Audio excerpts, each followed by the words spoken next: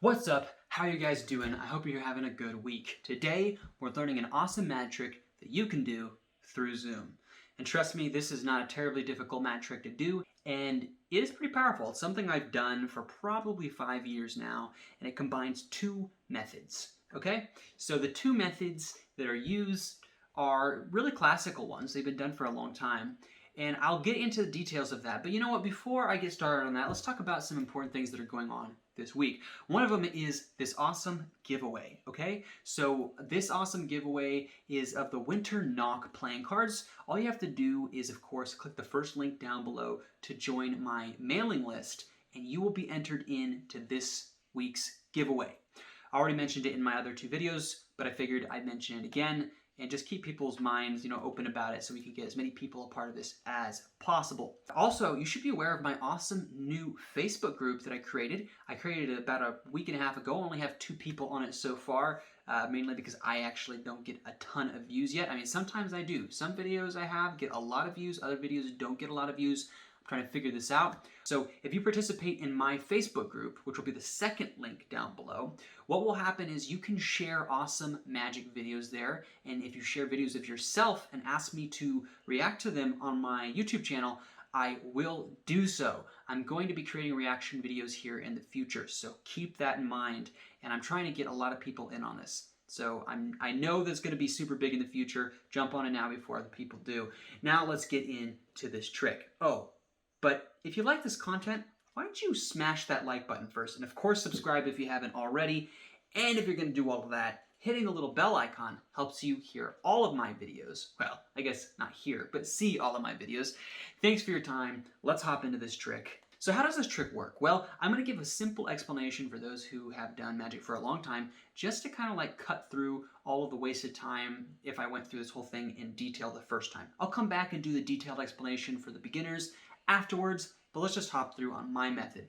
So what I like to do is I do a trick that has 2 phases. This trick that I'm teaching, you read their mind once and then you read their mind again. And it's combining a free choice with a card force that you can do through the internet. Super cool. So what I do is I start off with the key card method. They can of course shuffle the cards, and I have them start off by mirroring everything I do. And because of this, it's really nice because I can do this, and then I have them do that, and I can see the bottom card, and I do the key card method for the first card. As soon as I finish the first trick, or actually it's technically during the first trick, I memorize another card that will be the top card of the deck after I finish the first trick, and then I do the cut deeper force. Now I'm going to go into more detail now. So some of you can already reconstruct what I just talked about on your own, but for those who can't, let's get into the details. What I do with the key card method, if you don't know how this works, is you memorize the bottom card, and that card will help you find their card. So what will happen is you can have them shuffle the deck, and then you somehow get a glimpse of the bottom card. I'll leave it up to you guys to figure out a way to do that. It helps you be a little more creative. As soon as you know what this card is, you have them set their deck down, and you have them cut anywhere, and then memorize a card. Now, as soon as they pick up the card and memorize it, you tell them to set it on the other deck, the other half of the deck that they didn't take the card from. So, move it from here over to here. So they memorize it, put it there, and they have put the rest of the cards on top. Now, as soon as they do this, you explain to them, not only have they shuffled the cards, but they just changed the order of the cards again and placed their card in a different spot than it originally was. So what you do here is you tell them that you're going to read the sound of their voice, and then you'll be able to know what their card is. Now, I should say, if you have trouble memorizing the cards, there's a really simple thing you can do. Since you're going to be performing this over Zoom, right, then what you can do is you can have the camera angle here and leave a portion of the table out of the camera angle. You have a piece of paper there and a pen. As soon as you glimpse the bottom card, you can write it down there, and then leave the pen there because you're going to write another card down in a second. So you have that one card memorized. It's on top of their card in the deck, and now you're going to have them turn cards face up one at a time and say them out loud. Well, what you need to do is as soon as they lay the first card face up, you're going to write it down on the side over here next to the key card that you first memorized.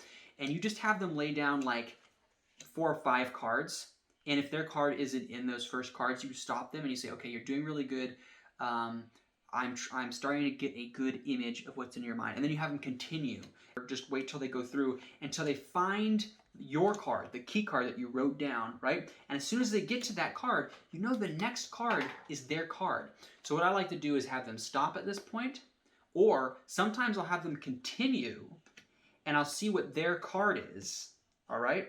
And then I'll let them continue to lay down cards. Because if you do this, you can wait till they lay down 5 more cards or 4 more cards, and then you say, stop.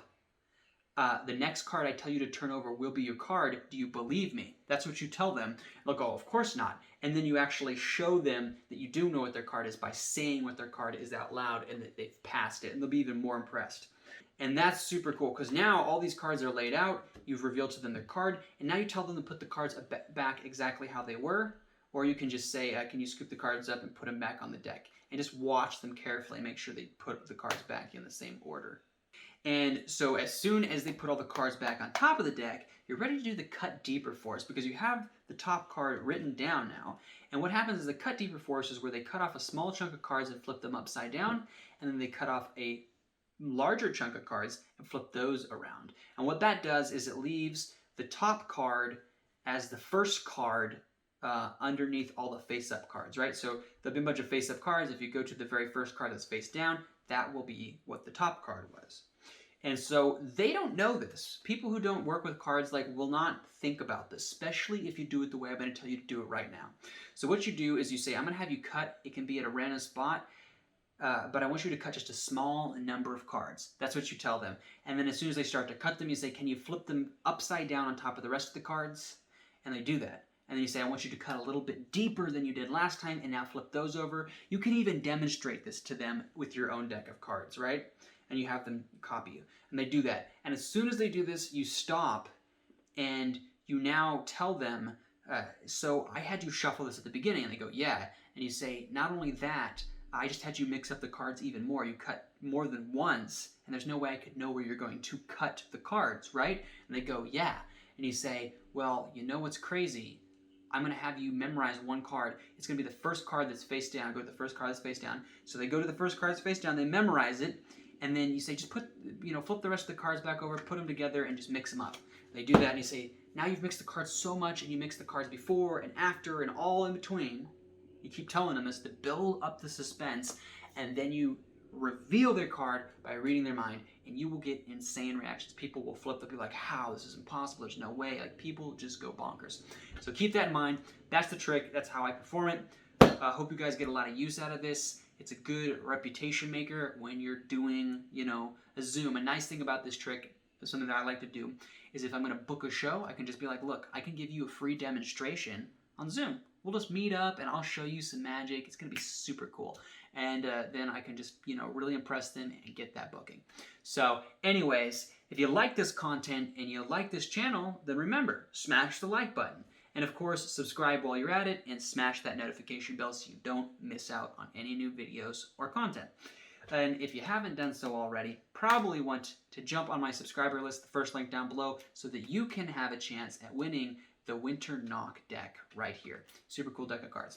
Thanks for your time, guys. I'll see you again soon. Have a good day.